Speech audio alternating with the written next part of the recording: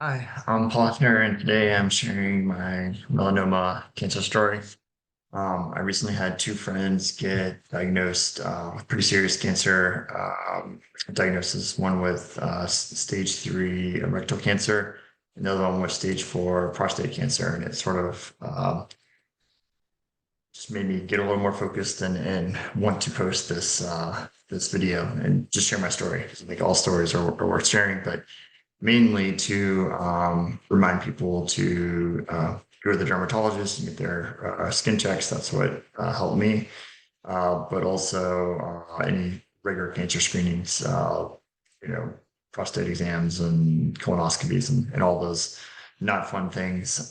There seems to be some benefit of all of those things. So just hopefully this maybe inspire somebody to do that. So with that, let me share my story. And I'm sort of gonna peek and look at some of my notes here. So hopefully it comes out across. Um, so so basically, this my story starts with, during COVID-19, there wasn't, I stopped going to some of my routine stuff, and I'm also in my early 40s. I was gonna say mid 40s, but I don't know, 43, I guess, so somewhere in the middle there. And I'm getting that stage where I need to start having all these screenings, and I haven't been to the dermatologist. I don't even know. I think since I was a teenager and had acne. So I had a thing on my face over here on my cheek here that we were on vacation and it wasn't healing. I thought it was, or no, it was even before. Sorry, this is something completely different. I don't even know. I thought it was just like a scab that wasn't healing, and I thought I had shaved over there and like nicked it, and it had been going on for like months. And my wife kept pestering me about it. She was saying, you need to get that checked out. And I kept saying, sure, I will. But this the statistic you hear where people who are married or and have good family connections and community connections or live longer. And I think this is one of the reasons why. So my wife kept pestering me, and eventually I just almost to get her off my back, scheduled an appointment to go get it checked out.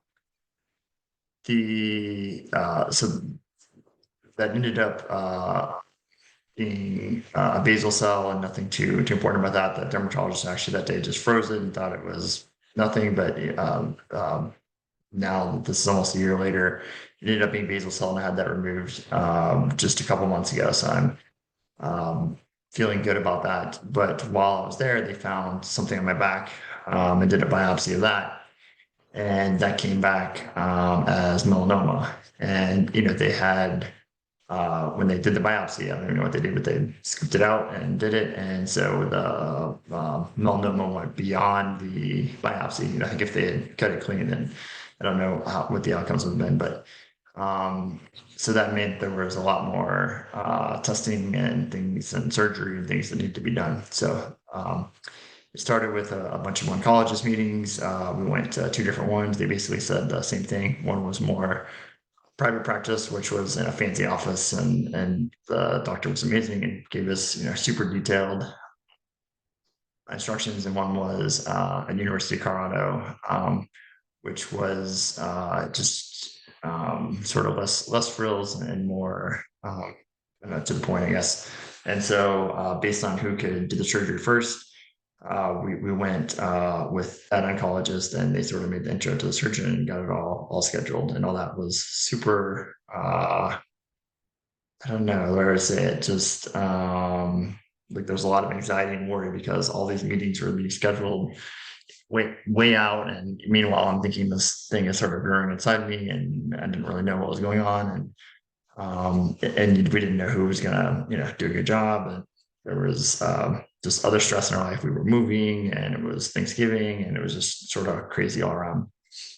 um I want to see my notes. And so I guess during this time, I thought back to all my friends that have had cancer, and or unluckily, I guess I just have had a bunch of friends that have had cancer, and they've all survived and done amazing. And it's one of them was given, I don't know, like 16 months to live or a year to live. And now it's 7 years later, and they're still doing amazing and are cancer free right now. So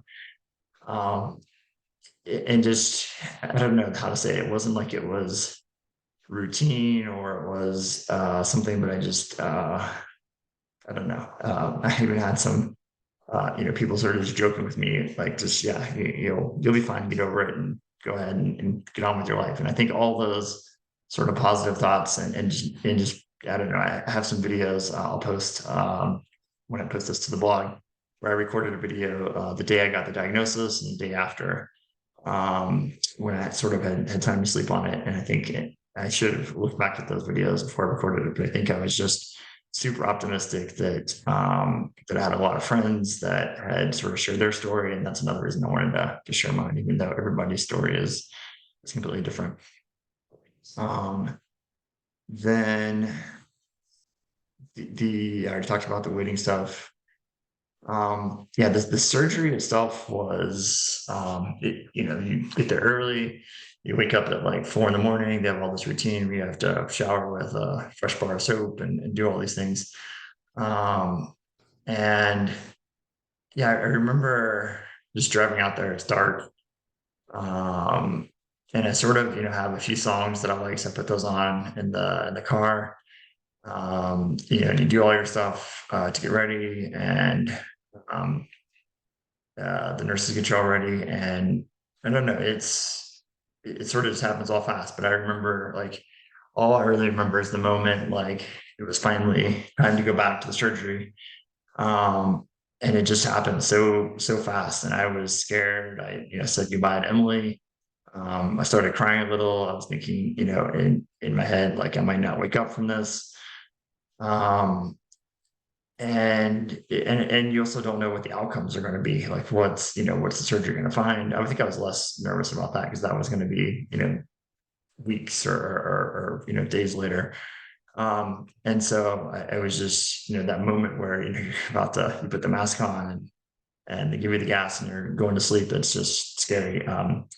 Emily and I talked about it before, and she had said she's in the medical field and she's heard anesthesiologists talk about it, and they said that driving to the hospital is statistically more dangerous than getting surgery. And so that gave me some reassurance, but just because it's new, it still feels scary, I guess.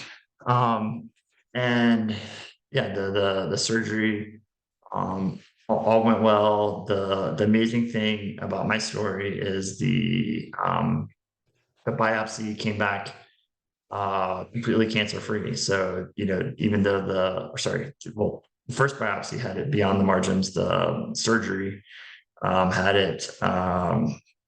It showed no cancer when they removed it, which is amazing.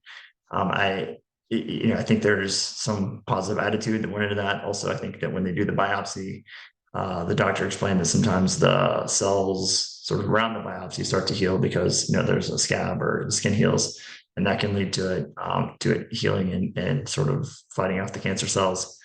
Um, and they also did, for mine, they had to do take out some lymph nodes in my armpit to make sure it hadn't spread, which was scary. And also, I was worried about what that would do for playing tennis and things, but it all is fine. I've been playing tennis this week, and I'm playing tomorrow, so I'm super excited about that.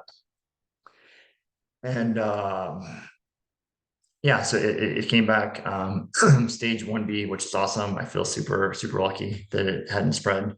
And again, I think part of that is just to, because I had gone to the dermatologist. I don't know. Yeah, I forgot what it was when they had all the different numbers, but it was the biopsy said it was like spreading super quick, whatever the numbers were. I should know, but scientifically, I don't remember what it was. So I feel super lucky because I think even if I had waited, another, I don't know, 3 months, I think there's a good likelihood it would have spread beyond that. And then, so I'm just checking my notes. I think um, I'll just sort of go to the punchline here. So I already mentioned the main reason I wanted to record this is just, to inspire people to go get checked out, do their routine checks. I think also staying positive. I wanted to record this, not necessarily for my two friends with a recent diagnosis, but just for anybody else that sees this, you never know where it might go. So I don't know. It just seems like having a positive attitude, just I don't know, like it's one of those things like what you think about becomes the reality. So I was very optimistic. I'm an optimistic person in general, but that really helped a lot. And then the last 2 points are just sort of, I don't know, my sort of perspective or takeaways. And a lot of this is, coming out of summer and trying to be a better person in general, as I have 3 kids and I'm sort of growing and trying to be a better person. But I think the first one is, I'm just a huge believer when it comes to our kids and to everybody that they should just live their best life. Taking chances, risk, trying something new outside your comfort zone. That's what I've always loved. I think of all my fun adventures traveling or even with having my own business or whatever. I don't know, it's just there is so many things to learn and try, and that's awesome. And the last one is be thankful for all that you have. I heard this on a podcast recently about, when life is crazy and you have your kids crying and fighting and you have work and deadlines and you're exhausted. And like I said, I'm in my sort of mid 40s. Think of your 80-year-old self, or I can sort of think of my dad who's passed away, but my mom who's in her mid to late 70s, how much they would love to be 40 years old again and, spending time with, I guess, me as a kid or with, I don't know, just to be back in that moment where there was all sorts of fun things and going to the ice cream store cures all. And so it's just something about really appreciating that moment. And that's where I will end this. So thanks for watching and hopefully you enjoyed this. Thank you.